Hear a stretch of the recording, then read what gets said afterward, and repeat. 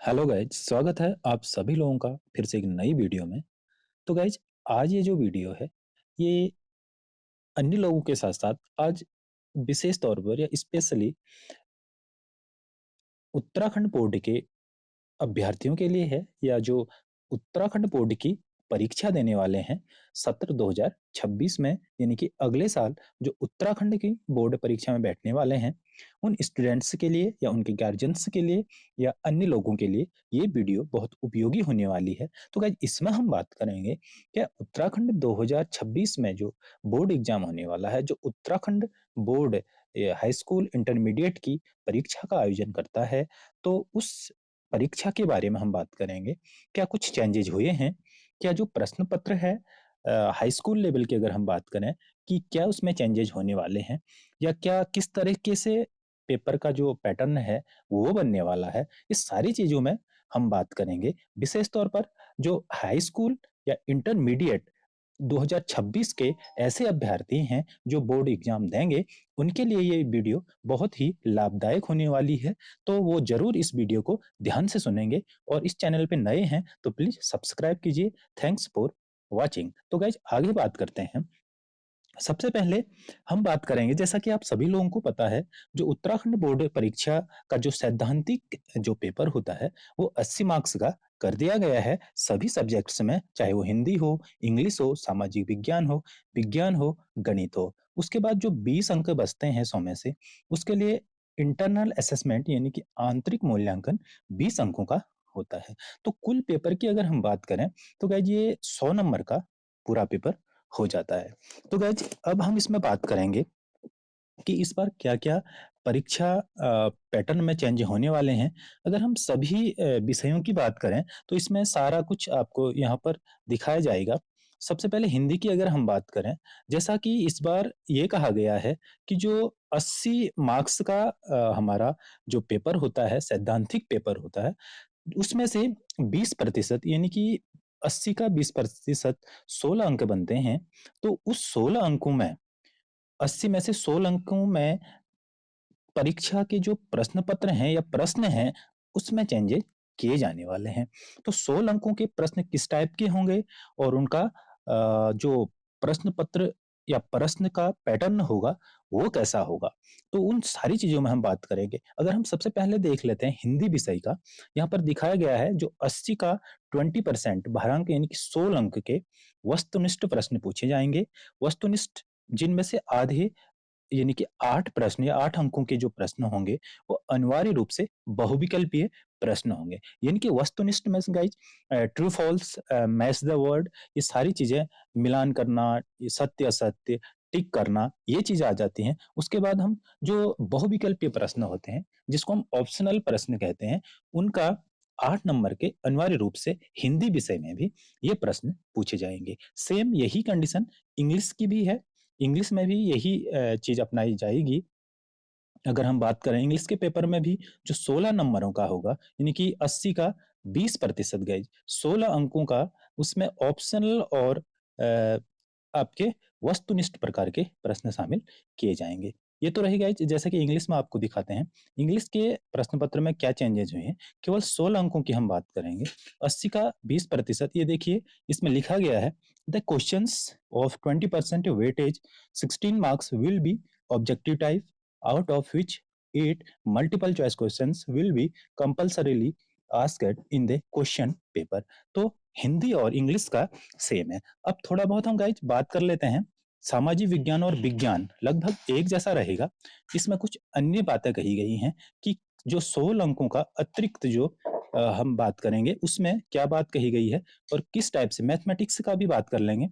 Mathematics के भी इसमें देखिए, आप देख रहे होंगे प्रश्न पत्र डिजाइन में आंशिक परिवर्तन किया जा सकता है। देखिए, अति लघुत्तरीय जो प्रश्न होते हैं, 2 खंडों का एक प्रश्न, यानी कि एक प्रश्न में वो 2 खंड होंगे, कथन और कारण वाले, जिसमें कि गाइज विद्यार्थियों को सोचने और समझने के लिए समझ के आधार पर उसका आंसर देना होगा। जैसे अधिकतर आपके जो कंपटीशन वाले जो एग्जाम होते हैं, उनमें कथन और कारण वाले क्वेश्चन होते हैं। तो 2 प्रश्न तो अनिवार्य रूप से हाई स्कूल मैथमेटिक्स की मैं बात कर रहा हूँ, कथन और कारण वाले अनिवार्य रूप से पूछे जा सकते हैं। जो गाइस पहले तक 4 अंकों वाला जो प्रश्न आता था, वो पूरा 4 नंबर का ही होता था, उसमें डिवाइड नहीं किया जाता था। यानी कि जो 4 अंकों का प्रश्न होगा, लॉन्ग आंसर हम उसको कह सकते हैं, तो केस स्टडी सोर्स बेस्ड होगा, जिसमें विद्यार्थियों को अपनी सोच समझ के आधार पर उसमें आंसर देना पड़ेगा, जिसका अंक विभाजन 4 नंबर का पूरा न होकर के 2 प्लस 1 प्लस 1 इस पैटर्न पर उस परीक्षा के उस प्रश्न पत्र के उस प्रश्न का ये रहेगा, क्योंकि इसमें आप देख रहे होंगे प्रश्न को 3 भागों में डिवाइड कर दिया जाएगा, 2 अंक प्लस 1 अंक प्लस 1 अंक।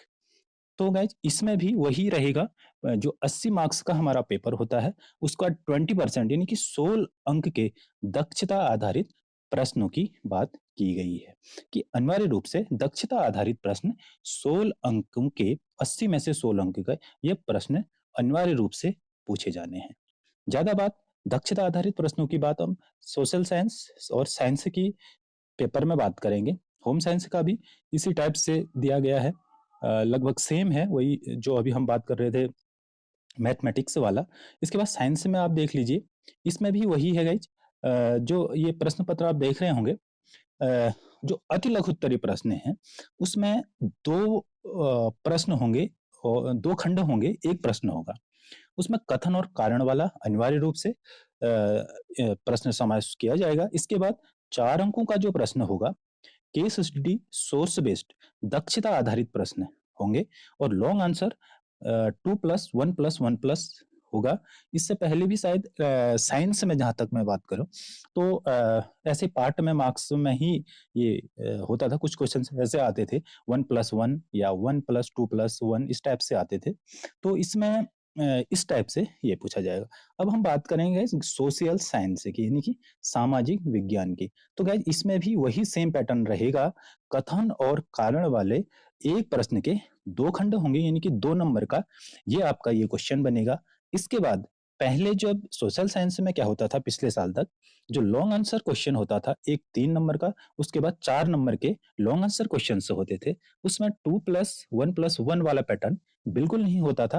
पूरे 4 अंकों का ही एक लॉन्ग आंसर, 3 या 4 लॉन्ग आंसर क्वेश्चन दिए जाते थे। तो ये भी ध्यान रखना है गाइज, कि आपको या स्टूडेंट्स आपको ये ध्यान रखना है कि जो लॉन्ग आंसर क्वेश्चन होगा वो पार्ट में होगा, आपको उस हिसाब से उसका आंसर देना होगा। जैसे कि 2 प्लस 1 प्लस 1 का पैटर्न इसमें दिया जाएगा, यानी कि टोटल मार्क्स 4 मार्क्स का होगा।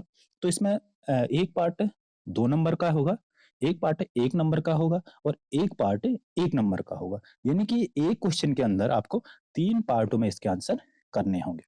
इसके बाद वही है 80 का 20% 16 अंकों का दक्षता आधारित प्रश्न होंगे। तो गाइस दक्षता आधारित प्रश्नों में क्या-क्या शामिल है हम बात करेंगे।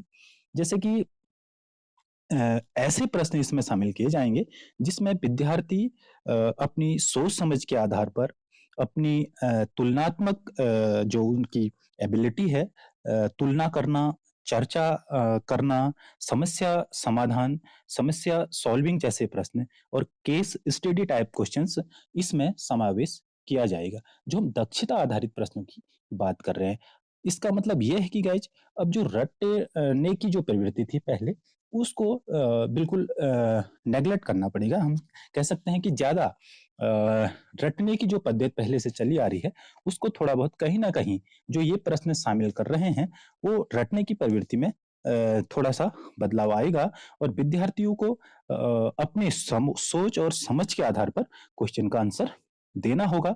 उनमें तुलनात्मकता, तुलना करना और चर्चा करना, इसके बाद समस्या सॉल्विंग, प्रॉब्लम सॉल्विंग और केस स्टडी जैसे प्रश्नों का समावेश करने के बाद इनकी सोचने और समझने की क्षमता अधिक विकसित होगी। इसीलिए ये पैटर्न जहाँ तक है शामिल किया गया होगा, यानी कि रटने के बजाय स्टूडेंट्स को ये सलाह दी जाती है कि अपनी सोच और समझ के आधार पर वो क्वेश्चन का आंसर दें। तो गाइज अगर आपको जो प्रतिदर प्रश्न या सैंपल पेपर अगर आपको देखना है किसी भी विषय का, तो आप उत्तराखंड बोर्ड की जो यूपीएससी जो Uttarakhand board of school education की साइट है, वहाँ से आपको प्रत्येक विषय का पेपर का नमूना मिल जाएगा या मॉडल पेपर आपको वहाँ से मिल जाएगा। उसकी हेल्प से आप 2026 बोर्ड परीक्षा की तैयारी कर सकते हैं कि किस टाइप से इस बार जो है ये पेपर पैटर्न रहने वाला है। तो गाइज ये स्टूडेंट्स को ये ध्यान में रखना है कि कुछ क्वेश्चंस आपको अधिकतर जो करीब 16 अंकों के जो प्रश्न होंगे, उसको अपनी सोच समझ के आधार पर, अपनी चर्चा और अपने केस स्टडी, समस्या सॉल्विंग, सारे गुण आपके अंदर इससे विकसित होंगे और आप कहीं ना कहीं बहुत अच्छा इस पेपर में कर सकते हैं। और सभी स्टूडेंट्स के लिए आगामी बोर्ड परीक्षा के लिए बहुत बहुत शुभकामनाएं। Thanks for watching.